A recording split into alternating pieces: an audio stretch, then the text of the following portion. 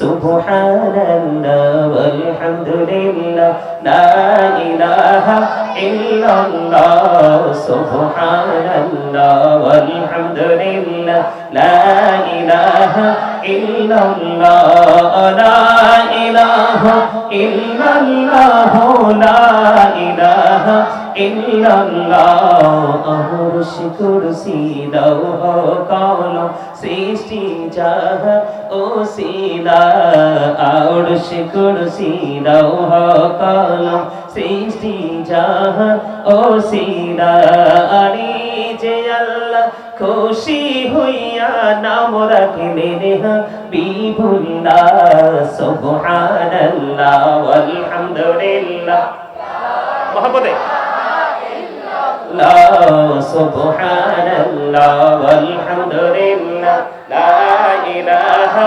ইল্লাল্লাহ লা ইলাহা ইল্লাল্লাহ লা ইলাহা ইল্লাল্লাহ নামের সাথী নাম মিশাইয়া যারে আল্লাহ পাঠাইলা নামের সাথী নাম মিশাইয়া যারে আল্লাহ পাঠাইলা আনি যে আল্লাহ দোস্ত বলে তাহার প্রেমে মজিদা সুবহানাল্লাহ ওয়ালহামদুলিল্লাহ ইল্লাল্লাহ সুবহানাল্লাহ ওয়ালহামদুলিল্লাহ ইল্লাল্লাহ লা ইলাহা ইল্লাল্লাহ লা ইলাহা ইল্লাল্লাহ মুহাম্মাদুর রাসূলুল্লাহ সাল্লাল্লাহু আলাইহি ওয়াসাল্লাম জোরে জোরে বলুন আলহামদুলিল্লাহ।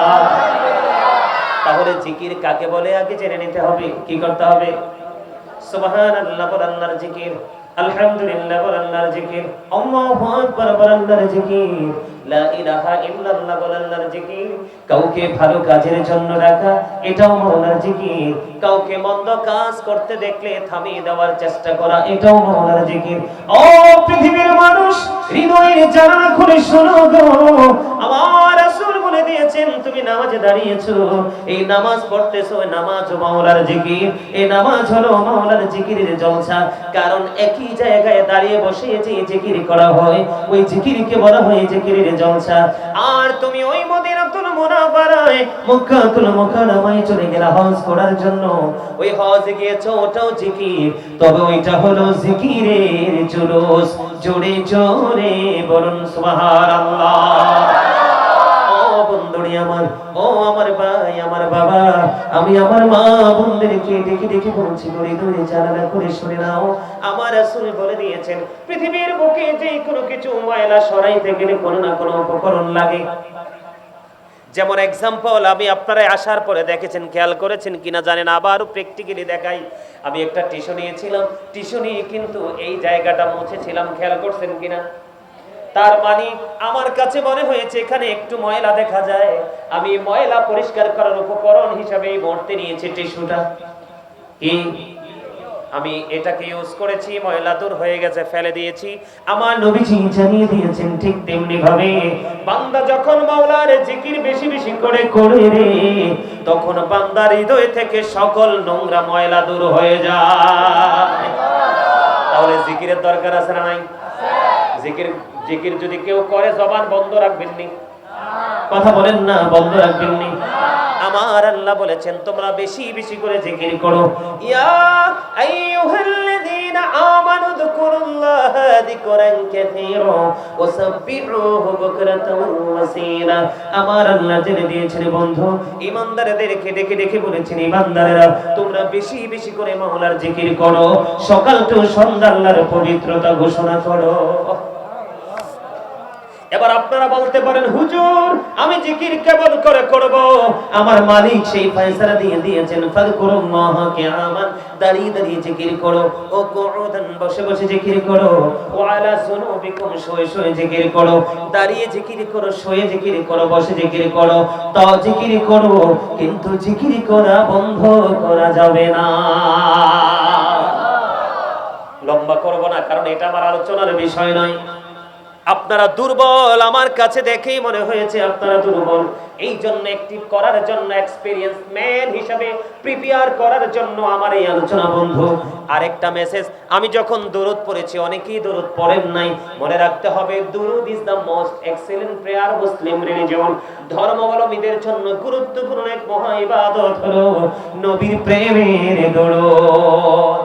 আপনারা দেখবেন যত ঘরানার আলেম আছে, সুন্নি বলেন কওমি বলেন, যত ধরনের আলেম আছে, তারা যখন মিলাদ পড়বে দেখবেন ইন্নাল্লাহা ওয়া মালাইকাতাহু ইউসাল্লুনা আলান নবী ইয়া আইয়ুহাল্লাযীনা আমানু সাল্লু আলাইহি ওয়া সাল্লিমু তাসলিমা।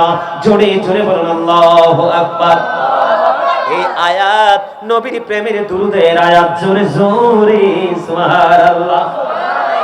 এবার আমি আপনাদেরকে ছোট্ট করে বলি, ও বন্ধু, শাহাবুদ্দিনের উসিলায় আজকের এই নুরানি জলসা। আপনারা জানেন না আজকের দিন কিন্তু জুমার দিন চলতেছে। কোন দিন? আরে যুবক, আমি তোমাদেরকে বলি রে, জুমার দিন বান্দার জন্য, ইমানদারের জন্য সবচেয়ে নিয়ামতের দিন। যেই দিনটা রোজার ঈদ, কুরবানির ঈদের দিনের চাইতেও দামি।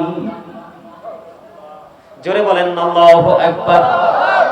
বন্ধু, জুমার দিনে কেউ যদি মদিনার নবীকে ভালোবাসিয়া যদি জুম্মার দিনে মাত্র 80 বার যদি দরুদ পড়তে পারো গো, তোমার 80 বছরের সগীরা গুনাহ আমার আল্লাহ মাফ করে দেয়। তাহলে আজকের দিন তো জুমার দিন চলতেছে, আগামী দিন কিন্তু জুম্মার দিন আমরা পাবো না। আজকে রাত কিন্তু জুম্মার রাত শেষ হয়ে যাচ্ছে, আগামী রাত শনিবার শুরু হয়ে যাবে। বন্ধুরে আমার, দাইলামি শরীফের মধ্যে এসেছে হাদিস খানা, আমার আপনার প্রাণের রাসূল তিনি বলে দিয়েছেন, কেউ যদি প্রতিদিন মদিনার নবীকে ভালোবাসিয়া, গভীর খেয়াল করে শুনেন, প্রতিদিন যদি কেউ মদিনা ওয়ালাকে ভালোবাসিয়া যদি 1000 বার যদি তোমরা দরুদ পড়তে পারো, আমার নবীজি জানিয়ে দিয়েছেন জান্নাত না দেখা পর্যন্ত তোমার মরণ হবে না। জোরে জোরে বলেন না সুবহানাল্লাহ। আমি সেই কুমিল্লার লাস্ট সীমানা থেকে আসছি, তা আমার কাছে মনে হচ্ছে আমি রিল্যাক্স মোডে আলোচনা করছি, কিন্তু আপনাদেরকে দেখে মনে হচ্ছে আপনার টায়ার্ড মোডে আলোচনা শুনছেন। ব্যাপার কি? ওই যে বললাম একটু আগে, প্রেম লবণ লবণ। প্রেম না থাকলে কিন্তু আপনাকে সারা জীবন বললে আপনি হাসবেন না, আর প্রেম যদি থাকে আপনাকে কেউ বলা লাগবে না, অটোই আপনি মুস্কি হাসবেন। সম্মানিত উপস্থিতি, উইক পারসনদেরকে আল্লাহ পছন্দ করে না। দুর্বল ইমানদারের চাইতে শক্তিশালী ইমানদার আল্লাহর কাছে বেশি পছন্দের। জোরে বলেন সুবহানাল্লাহ। আরে বলিনি দুরুদ শরীফ পড়ে যারা আশিকে রাসূল, বলিনি মিলাদ শরীফ পড়ে যারা আশিকে রাসূল। যিনি হলেন আল্লাহ তাআলার, যিনি হলেন আল্লাহ তাআলার সৃষ্টি কুলের মূল, দুরুদ শরীফ পড়ে যারা আশিকে রাসূল, বলিনি মিলাদ শরীফ পড়ে যারা আশিকে রাসূল। মিলাদে পড়ছে রব তারা, ইমানদারির দোল সে কাজ করেছে নিরালা। রহমতে পাবে ক্ষমা পাবে, রহমতে পাবে ক্ষমা পাবে বলেছে রাসূল, দরুদ শরীফ পড়ে যারা আশিকে রাসূল, বলেন মিলাদ শরীফ পড়ে যারা আশিকে রাসূল। মারহাবা বলেন না, আর জোরে বলেন না মারহাবা। মারহাবা মানে ধন্যবাদ দেওয়া। গজল গাইলে একটু ধন্যবাদ দিতে হয় না? মহব্বত লাগে না? নবীর নিয়ে কথা কইলে ভালো লাগে না? আর আপনারা তো এখানে ম্যাক্সিমামই মধ্যবয়সী এবং মুরব্বী, আপনাদের কাছে বেশি ভালো লাগার কথা, কারণ আগের যুগের মুরব্বীদের অন্তরে আল্লাহ আল্লাহ রাসূলের প্রেম ভালোবাসায় ভরা, আর বর্তমান প্রজন্মের ম্যাক্সিমাম যুবক যুবতীর অন্তর হিংসা, নোংরামি আর আত্মগরিমায় ভরা। আরে ঠিকটাও তো ভালো করে বলতে পারেন না, কি ভুল বলছি? আপনারা যেভাবে আল্লাহ রাসূল নিয়ে ভাবেন, এখনকার বাচ্চারা কি ভাবে? এখনকার বাচ্চারা ভাবে ওই হাতে যেটা আছে ওইটা নিয়ে, রাত দিন 24 ঘন্টা। মনে রাখবেন, আমি বলে যাই, আপনারা মুরব্বীরা যদি এই এলাকা ছেড়ে চলে যান, এই এলাকা আর সুস্থ থাকবে না, কারণ এই এলাকাতে ইসলাম অলরেডি গরিব হতে চলেছে। বুঝেন নাই? ইসলামের আইন তো মানুষ মানছে না, এটাই তো ইসলাম গরিব হওয়ার নমুনা। যখন ইসলাম এসেছিল তখন ইসলাম গরিব ছিল, পৃথিবীর অবস্থা ভালো ছিল না। যখন ইসলাম পরিপূর্ণতা পেয়েছে, পৃথিবীর রহমত বরকতে পরিপূর্ণ ছিল। এখন আবার ইসলাম গরিব হয়ে যাচ্ছে, পৃথিবীও নিকৃষ্টতম জায়গার দিকে চলে যাচ্ছে।